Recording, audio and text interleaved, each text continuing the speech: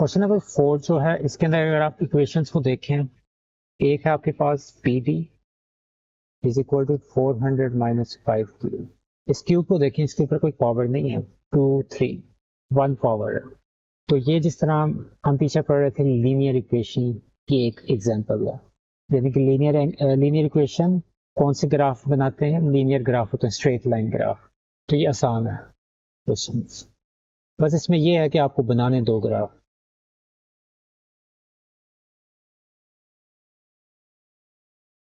तो कंफर्म कर लूँ, ये प्लस है जी, +3 के +20। तो सबसे पहले इसका थोड़ा टेबल बना देते हैं। अब ये क्योंकि वैल्यूज दोनों बड़ी डिफरेंट होंगी,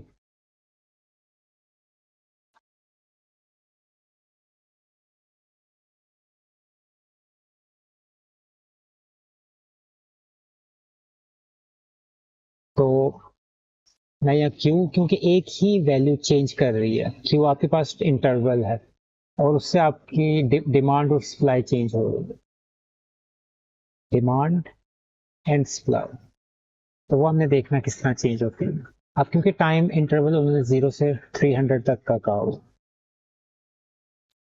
तो उसको हम कैसे लेके चलें।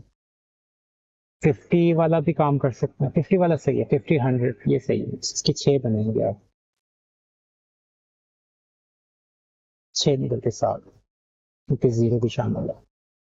सबसे पहले क्यू को 0 कर दे, इधर भी और इधर भी, 400 और 24।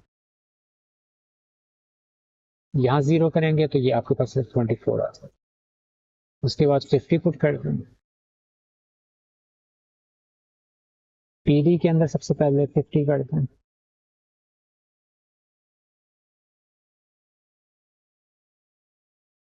150, और उसके अंदर दूसरे के अंदर कर देते हैं 3 174। तो ये मैं कैलकुलेटर पे ही कर रहा हूँ, 1 150 और ये 174 आता है। आपने वैल्यूज पुट करनी है, आपको आती हैं चीजें करनी, 100 150 200 250 एंड 300। Yeah. अब 100 पुट करना है आपने,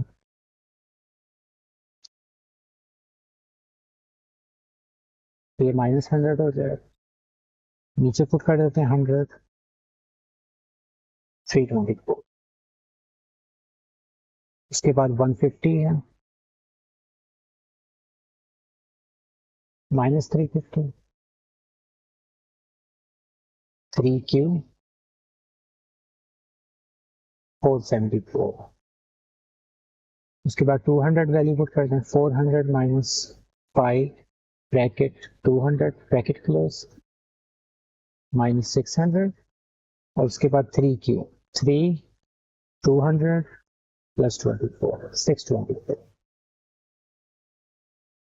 उसके बाद 250, 400 माइनस 5 250 माइनस 850, और उसके बाद 3Q 250 प्लस 774, 300 400 माइनस 5 300 माइनस 1100। उसके बाद 300 प्लस 24 924। तो यहाँ आप देख सकते हैं एक का ग्राफ नीचे की तरफ जा रहा होगा, नेगेटिव जा रहा होगा वाई में, और एक का ग्राफ ऊपर की तरफ जा रहा होगा। हम एक ही ग्राफ के अंदर, ग्राफ पेपर के अंदर ये दोनों चीजें प्लॉट करनी है। तो मैं इनके लिए ना ये बना देता हूँ, एक पी डी है और एक P S, demand and supply. तो मैं इनके ग्राफ भी इन्हीं कलर्स के साथ बनाऊंगा। तो आपके पास वैल्यूज हैं टाइम के अंदर 50 100 150 200 250 300। बल्कि इसको एक और काम करते हैं, हमारे पास बहुत गुंजाइश है, तो बड़ा बड़ा बना दो, 3 4 5 6। तो 50 100 150 200 250 300। ये आपके पास क्या है, ये आपके पास टाइम इंटरवल है Q.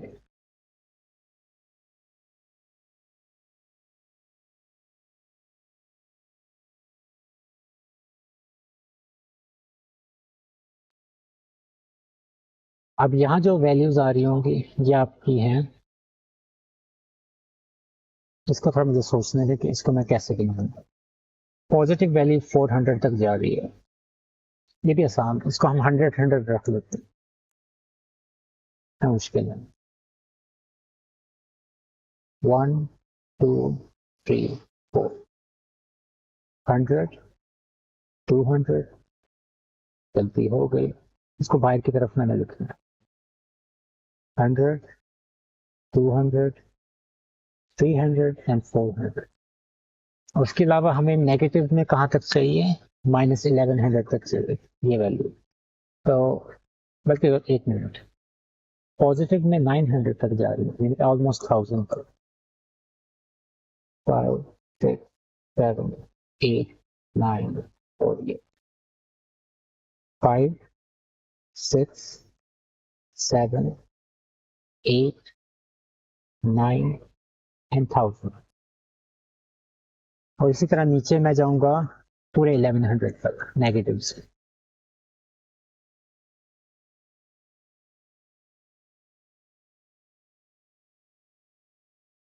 To three four five six seven eight nine 10 11। तो 1100 है, इसकी मार्किंग करनी है तो कर लें। और ये आपका फंक्शन p है, मैंने इसको जेनेरिक नाम दे दिया भी है p।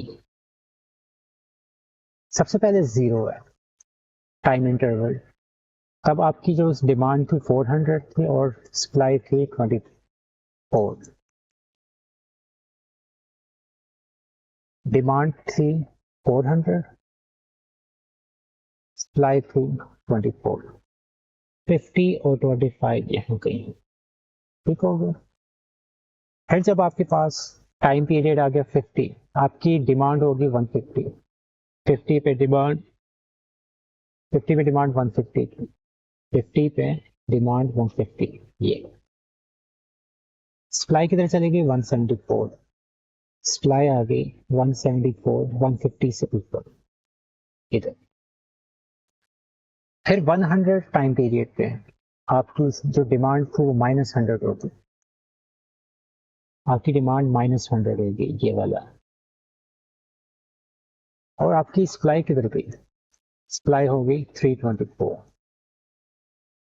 3 और थोड़ा सा ऊपर चले जाए 22। उसके बाद 150 पे -350, -350 ये 300 है आपका, और ये 400 है, इसके दरमियान 350। और आपकी सप्लाई किधर गई 400, ऑलमोस्ट 475। तो सप्लाई आपकी 475, यानी कि इसका हाफ और फिर उसका भी हाफ 475 तकरीबन। या तो आप यहाँ देख सकते हैं कि ये स्ट्रेट लाइन जा रही है। और इसी तरह अगर आप रेड वाली को देखें वो भी आपके पास स्ट्रेट लाइन जा रही है। ये ग्राफ पेपर नहीं है, इस वजह से थोड़े बहुत इश्यूज हो सकते हैं। जब आप ग्राफ पेपर बनाएंगे कोई इशू नहीं है, आपकी लाइन बिल्कुल स्ट्रेट आएगी। उसके बाद 200 पे -600 चला गया, आपकी जो डिमांड थी 200 पे -600, 1 2 3 4 5 6 ये। और आपकी सप्लाई किधर गई 624, 624 ये, 600 ये है, तो तकरीबन ये ऐसे। तो इस तरह अगर आप देख सकते हैं तो अब आप पॉइंट्स खुद भी प्लॉट कर सकते हैं ऐसे। और इसी तरह नीचे भी, क्योंकि 2 पॉइंट्स रह गए हैं तो थोड़ा सा स्ट्रेट लाइन बनाने के लिए ग्राफ्स ये आप प्लॉट जो पॉइंट्स है खुद ब खुद प्लॉट कर देंगे तकरीबन, क्योंकि ये यहाँ है। तो रेड लाइन आपकी शो करेगी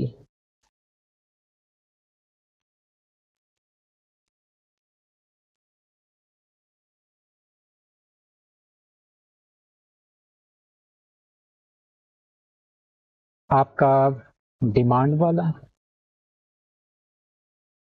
वो जो सप्लाई होगी वो आपकी ग्रीन लाइन शो करेगा।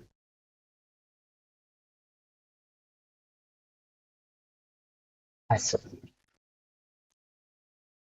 तो इसमें मैंने यही पूछा होगा, बस प्लॉट द ग्राफ। और ये जो आपको निशान उसके ऊपर पूरे नहीं नजर आ रहे हैं, ये इसी वजह से आ रहे हैं क्योंकि मैंने जो ग्राफ पेपर है कि वो ग्राफ पेपर नहीं है, ये मैंने आम, क्योंकि मैं आपको उसकी वजह बताता हूँ कि ये होता क्यों है। फॉर एग्जांपल, मैं यहाँ जाके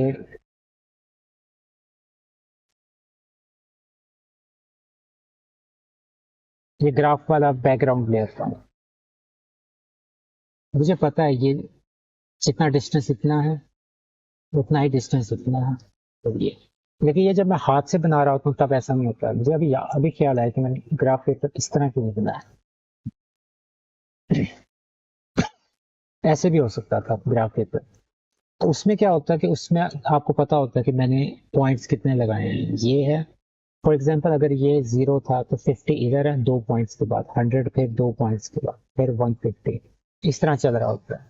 या मैं अपनी मर्जी से मैं 3 पॉइंट्स ले लूँ, ये, तो ये आपको पता है कि ये चीजें बराबर है। लेकिन इसके बगैर मैंने अभी जो बनाया है, मुझे नहीं पता, मैं तो रैंडम बना रहा हूँ। ये मैंने ले लिया एक, ये मैंने दूसरा ले लिया, तीसरा ले लिया, तो ये बराबर नहीं हो रहा। तो यहाँ ये इशू है, ये देखिए। तो इस छोटी सी चीज से भी आपका जो ग्राफ होता है ना वो खराब हो सकता है। यहाँ देखिए, ये कितना है, ये कितना है, और फिर इसको अचानक देखें ये छोटा थोड़ा हो गया गैप। तो इसी की वजह से जो आपके पॉइंट्स ना ऊपर नीचे जा रहे हैं।